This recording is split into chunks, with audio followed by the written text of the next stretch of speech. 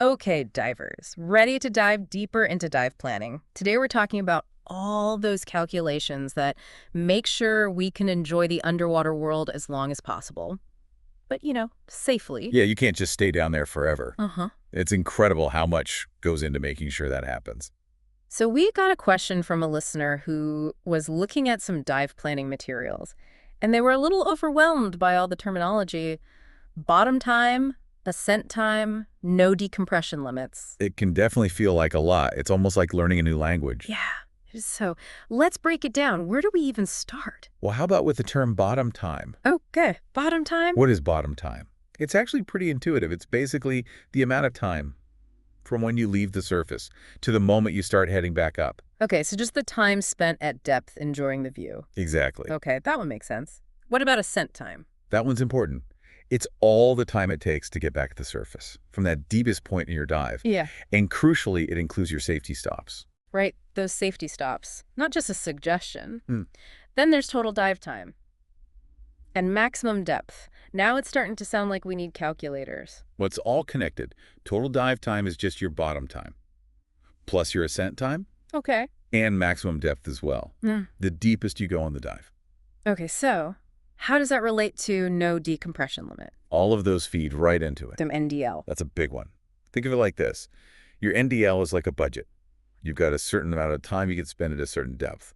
And the deeper you go, the faster you use it up. Okay, so it's like a time limit before you have to... Before you need to decompress. Exactly. Okay, but why? It's all about pressure and nitrogen. Right. When you're underwater, your body absorbs nitrogen from the air you breathe. The deeper you go. Mm. And the longer you stay down, the more nitrogen build up in your body. Okay. And if you come up too quickly, without giving your body time to release that nitrogen safely, you risk getting something called decompression sickness. That's what they call the bends, right? Exactly. Yeah, that's not good. Not good at all. So NDL is about making sure you have enough time to ascend slowly enough And release that nitrogen gradually. so it doesn't form bubbles in your tissues. Like those fizzy drinks when you open them too fast.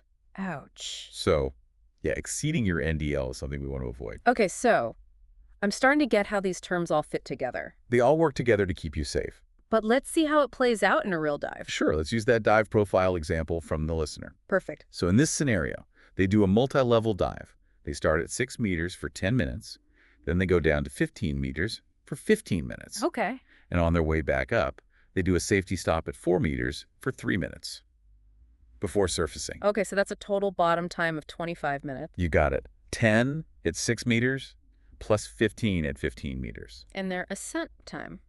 Let's see, that would be about 8.5 minutes. Okay, so their total dive time comes out to... 33.5 minutes. And they went to a max depth of 15 meters. Right. So how does their NDL look? Well, their time at 6 meters didn't use up much of their no decompression limit.